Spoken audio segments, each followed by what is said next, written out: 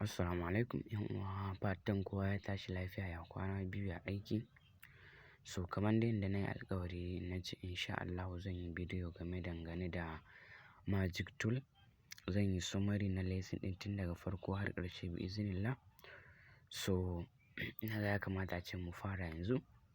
So a gurguje dai, idan baƙo ne kai a wannan group namu na Arewa Keyword Research, so ya kamata ka kalli bidiyon nan daga farko har ƙarshe saboda an barka a baya wasu bidiyoyin, amma wannan zai taimaka maka wajen samun taƙaitaccen bayani ko bayani akan shi kanshi magic tool ɗin ma. Kafin je cikin darasin kai tsaye, ya kamata na yi bayani akan mene magic tool. Magic tool ne wanda Semrush suka kawo shi domin ya taimaka ma masu neman keyword su yi keyword research da shi. Wanda shi magic tool ɗin ana amfani da shi ta wajen samun keyword da suka danganci seed keyword da ƙasa. Seed keyword kuma shine ɓangaren da kake so ko wani topic, word na wannan topic ɗin ko jimlan wannan topic ɗin kake so ka yi rubutu a kai, to Semrush zai baka suggestion na keyword masu ɗimbin yawa dangane da wannan keyword ɗin. Ana samun magic tool ne in ka je semrush.com, semrush.com. So za ka iya samun Semrush.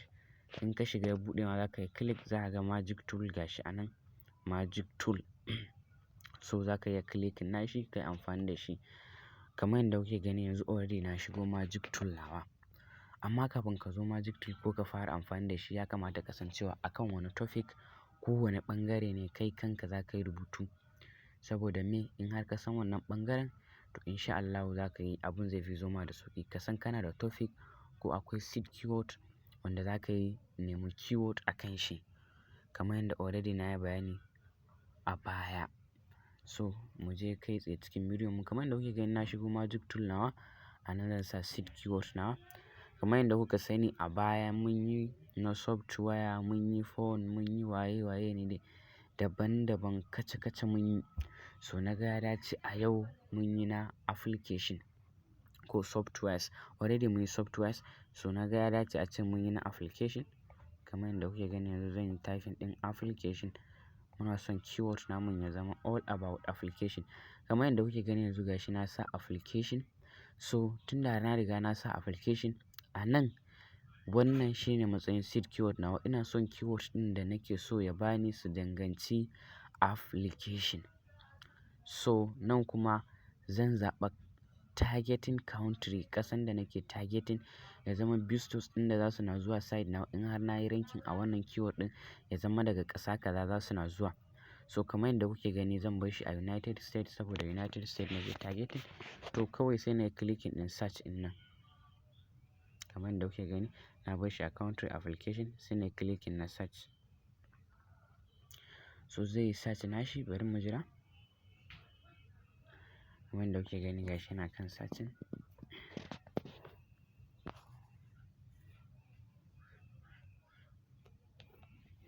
Kamar yadda kuke gani gashi yana searching.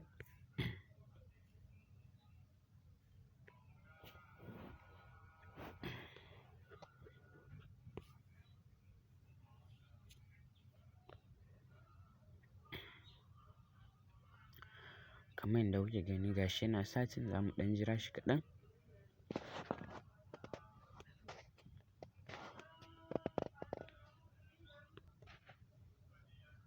Kamar yadda kuke gani yanzu gashi ya gama searching nashi. So ga keyword nan ya bamu wanda suka danganci application. But me, in kuka duba keyword su za ku kalla gaba ɗaya ja ne. Kun gani?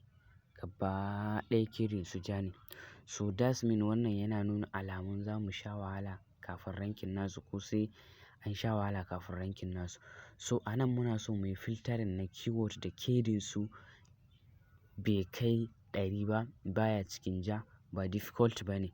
So kamar yadda kuke gani already na yi bidiyo a baya, amma na ga ya kamata a ce a yi summary yanda kowa zai fahimta dalla-dalla. Kamar yadda kuke gani kana so ka yi filtering na wannan keyword daga jan nan ya koma green ko ya koma yanda za ka iya samun ka yi ranking akan keyword. So za ka zo ka danna keyword kamar yadda kuke gani. Gashi keyword. So a keyword akwai ya kasu kashi-kashi kamar yadda kuke gani. Akwai very hard, hard, difficult, possible, easy, very easy. Kamar yadda kuke gani hard, very hard shine 87-200 wanda matuƙar wahala za a sha kafin a yi ranking nashi according to Semrush.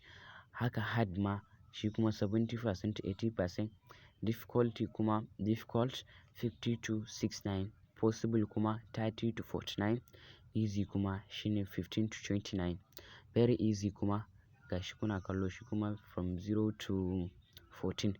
So a nan kuma za ka iya sa daidai yanda kake so zuwa kaza. Haka zalika daga nan ma za ku kalla za ka iya sa. To kamar yadda kuke gani ni yanzu a nan zan sa shi ya zama daga 0. So kamar yadda kuke gani ina so ya zo daidai daga easy, ina so in yi combining ɗin very easy da easy ne. So that means zan kawo shi 20 to 29. So kamar yadda kuke gani na kawo shi 29 sai na clicking na apply. Kamar yadda kuke gani na yi clicking na apply gashi to 0 to 29, which means na haɗa easy da very easy a waje ɗaya. To kamar yadda kuke gani gashi yana searching. Kai ma duka haka naka za ka yi. In kana so za ka iya canjawa, in kana son difficulty, in kuma ba ka ma so ya kai 29 za ka iya barin shi a daidai yanda dai kake son percentage nashi ya kasance. So gashi yana kan searching, ya danganta daga yanayin percentage naka. Ka tabbatar dai kana da seed keyword ka kamar wannan da kuke gani kamar application, ka tabbatar kana da kai ma keyword naka lafiya ƙalau wanda za ka sa a wajen. Sannan kedin ka san percent nawa, ya yanayin website naka sabo ne, tsoho ne, ya kake so kedin ka ya kasance. Kamar yadda kuke gani yanzu gashi kuna gani kedin duka gashi ya dawo clear. Kun gani ya dawo green ya tashi daga ja. So kamar yadda kuke gani yanzu mun yi filtering na kedi kenan. Yanzu sai ɓangaren CPC. Duk da dai na riga na yi ma short explaining ko in ce na yi summary akan mene kedi. Shine zai nuna maka ɓangare ko yanayin wannan keyword ɗin mutanen da suka yi rubutu a kan shi. In kai za ka iya ranking nasu ko ba za ka iya yi ba. Yana farawa daga 1 to 100. Daidai yawan shi daidai wahalan da za ka samu. So sai ɓangaren CPC. Mene CPC? CPC yana nufin cost per click. Gashi average price in USD pay advertisers for users click on ad.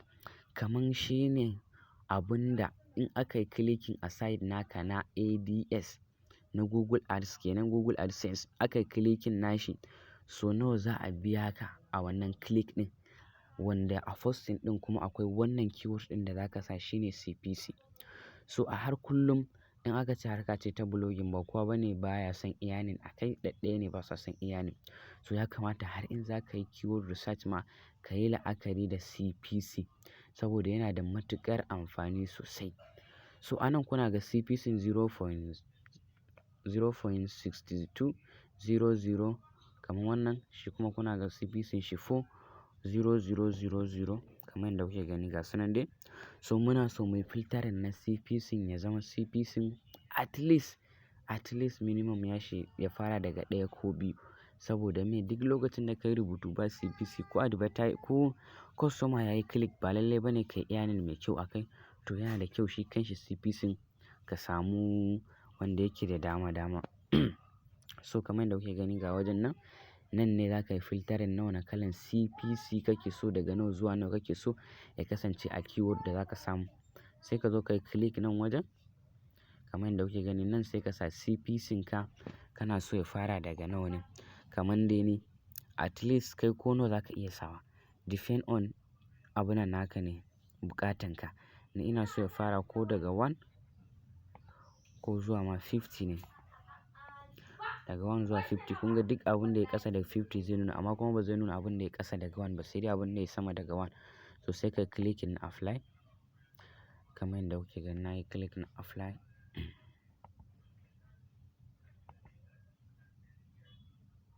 So gashi kuna ga CPC 1 to 50 in USD yake counting, in USD yake a wannan nashi yake lissafin sa.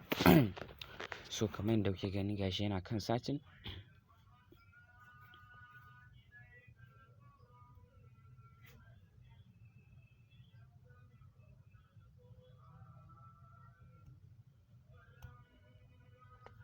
Kamar yadda kuke gani yana kan searching, bari mu jira shi kaɗan.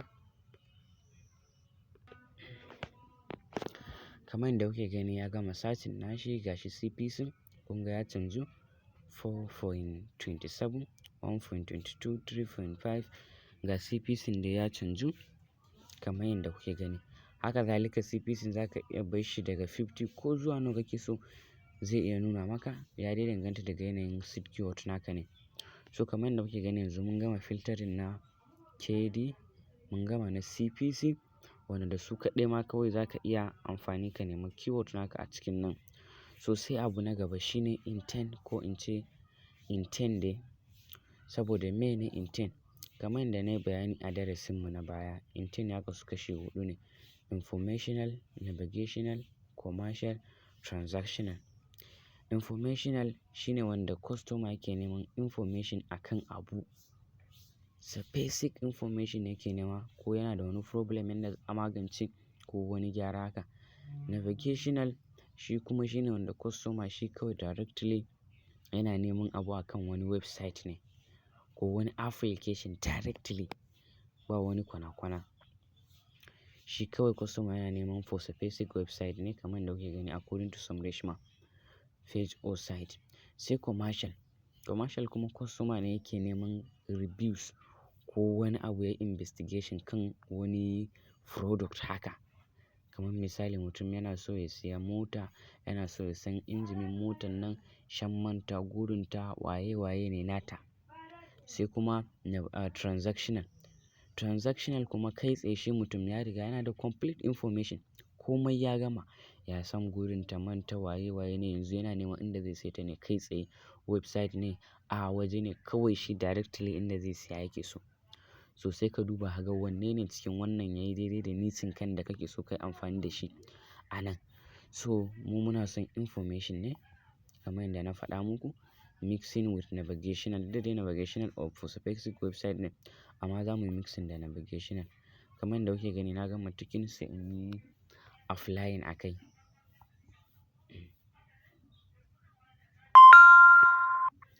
Kamar yadda kuke gani na yi applying na to selected intent. So gashi yana kan searching.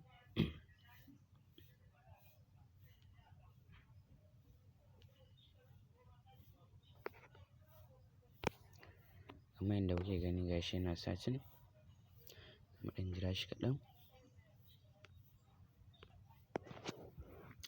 In kuka duba yanzu za ku ga duk wani keyword da ya bayar nan, dole wannan keyword ɗin yana da intent ko kuma yana da navigational. Symbol na navigational shine N, symbol na intent, symbol na informational shine I. Kamar yadda kuke gani gashi ya bayar. So sai abu na gaba da za mu yi filtering shine volume. Ba wai dole duka abubuwan nan da na yi filtering kai ma in ka zo yin naka dole sai ka yi ba. A, ya danganta daga yanayin keyword da kake so ne. In ba ruwan ka keyword kai duk wanda ya baka inda yana needing ka ne navigational confirmation ne kake so ka rubutu a kai, in ya baka sai ka zaɓa. In kuma iya kaza kake so to sai ka zaɓa iya wanda kake so. In baka da matsala da CPC sai ka bar CPC, amma duk wanda kake so za ka iya filtering nashi. So kamar yadda kuke gani za mu gwada, ina so ne ya zama kowanne duk da ta kama za ka iya filtering nashi cikin sauƙi ba tare da shan wahala ba. Sai ɓangaren volume. Kamar yadda kuke gani yanzu volume ya rage mana gashi. So ɓangaren volume ya danganta daga yanayin volume da kake son keyword naka ya zama minimum nashi, daga kaza ne, ko kuma maximum nashi ya zama kaza. Duk da dai wannan baya da wani alaƙa sosai wajen dole sai ka yi filtering nashi, amma ya kamata kowa shi ma ya san za a iya filtering nashi da sauransu. Kamar yadda kuke gani gashi na clicking from. Ni a nan yanzu ina son volume ɗina kar yayi ƙasa da 1000. Kar yayi ƙasa da 1000, amma ban sa mar maximum in ya je kaza ko kawai na bar shi 1000. Za ka iya sa maximum naka da sauran abun da kake so a kai. Ko za ka zaɓan daga 1 to 10, 11 to 100 gashi nan dai shi ma a jerin su. So ni wanda nake so gaskiya kawai kar yayi ƙasa da 1000 ne. Minimum daman na faɗa muku a group 500 ne, amma za ka yi barin shi 500, za ka yi barin shi 1000. Sai ka yi clicking na apply.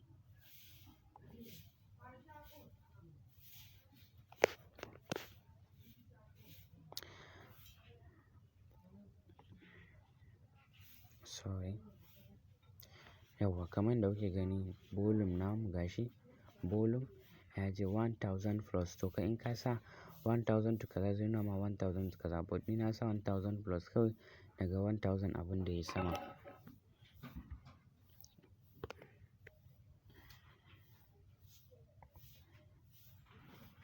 Kamar yadda kuke gani gashi yana kan sacin nashi. So kamar yadda kuke gani gashi ya bamu keyword wanda suke da 1000 plus a wannan ɓangaren. Kamar yadda na faɗa muku sannan mun samu keyword guda nawa? 1 2 3 4 5 6 7 8 9 10 11. Mun samu keyword 11 wanda keyword masha Allah ba laifi. So kamar yadda kuke gani yanzu zan iya cewa mun zo ƙarshen darasin namu saboda kar bidiyon yayi tsawo da wasu abubuwa, amma bari in yi summary akan wannan suma. So kamar yadda kuke gani a nan wasu ɓangarori ne wanda ya danganci shi wannan mode naka application. In naka ba application bane ba kalan waɗannan zai nuna ma ba, zai nuna ma wasu ne daban kamar yadda na faɗa. So wannan ya danganci ƙarin information ne akan seed keyword. Kamar yanzu na sa application. So a application akwai keyword da su danganci status na application. Za su ƙara ma wannan a gaban keyword naka ne. Wannan a gaban keyword naka. Wannan a gaban keyword naka sai su nemo maka again the same keyword da suka danganci wannan shi application status ɗin. Haka zalika wireless. In ka danna wireless za su nemo maka the same keyword ko suggestion keyword da suka danganci application wireless. So haka su wannan ɓangaren su kuma haka ɓangaren su yake. So kamar yadda kuke gani ga su nan kaca-kaca. So ina so in yi saving na wannan keyword ɗin ne shi yasa ba zan yi click nasu ba. Amma za ka yi click nakan zai nuna maka duk wani keyword da suka dangance su da sauran abunan nasu. So kamar yadda kuke gani bayan ka gama keyword naka, in har kana using the premium Semrush ne zai baka daman ka yi exporting nasu. In kuma kana using the free ne ba lalle ba ne gaskiya ya baka daman ka exporting. Masu buƙatan premium ko wanda su suna son su yi amfani da premium, akwai premium login za su iya mun magana ko su ma Aliyu Haidar magana. But for simple gaskiya shi wannan tools ɗin za ka iya using da shi totally for free ma. Sai dai kawai zai na maka limit ne na cewa iya keyword 10 zai na baka. To amma za ka iya duk wannan abubuwan da kuka muka yi za ku iya yin shi da free wannan tools ɗin, free tools na magic tool. A free za ku iya using da shi. So kamar yadda kuke gani yanzu mun nemi keyword namu ga su nan. So sai na clicking na wajen export gashi kamar yadda kuke gani. In ina so in yi saving nasu a file gashi guda 11. Za mu iya samun sama da haka but me ta ɓangaren darasi ne ina so in nuna ma kowa yanda ake filtering na duka wannan abubuwan ne. Das shi ya sa. Kuma na san mun bar saura kamar su fresh match, X match, related why. To na fahimci cewa wannan su ne mafi mahimmanci ga duk wani beginner da intermediate da na keyword research da ya kamata ya san da su. Shi ya sa na bar sauran wanda su ba is not ma related ba ma dole sai ka abunan nasu ba. Wannan sun fi zama ala kulli hal ka yi filtering nasu. Kamar yadda kuke gani yanzu gashi export guda 11 sai in exporting CBS ne ko CBS segmentation ko wani duk dai wanda kake so depend on yanayin buƙatan ka. Ni ina son XLX6 ɗin nan ne. Kamar yadda kuke gani na yi clicking so zai fara mun downloading gashi file downloaded. Kamar yadda kuke gani yanzu ya sauke mun da shi. So kamar yadda na ce muku a taƙaitaccen bayani kenan yanzu mun riga mun sauke filtering, mun sauke keyword namu da muka yi filtering. So yanzu abun da ya rage na gaba shine ko na ce wanda zan kulle da shi shine kamar wannan wanda na ce muku zan yi click ku gani. Yanzu kamar status ɗin nan na yi clicking nashi to zai nuna mun applications kamar yadda na faɗa muku. In kuka kalla gaban application a cikin wannan keyword ɗin za ku kalla duk an sa status a gaba, status a gaba. To haka zalika ko da ba wannan seed keyword ɗin bane duk abun da ka ga ya nuna ma a nan to zai baka keyword da ya danganci seed keyword nakan da kuma shi wannan abun in aka sa shi a gaba. Kamar zai maka your seed keyword plus this word zai maka. So shi ne nake cewa mu wuni lafiya. Fatan an ji daɗin kasancewa da mu a wannan bidiyon. Dan haka mu haɗu a bidiyo na gaba. Idan kai baƙo ne a wannan group ɗin ko kai baƙo ne, so ka taimaka ka bibiyi darussan baya don sai ka fi fahimta gaskiya sosai. In kuma ka fahimta walillahi alhamdu. Ala kulli hal dai buƙatan shine fahimta. So nan nake cewa mu wuni lafiya. Daga naku har kullum Abubakar Alhaji Hussaini. Muyi introduction na kaina ba ma sai daga ƙarshe na tuno tukunna. So fatan kowa ya wuni lafiya, fatan kowa ya wuni lafiya kai.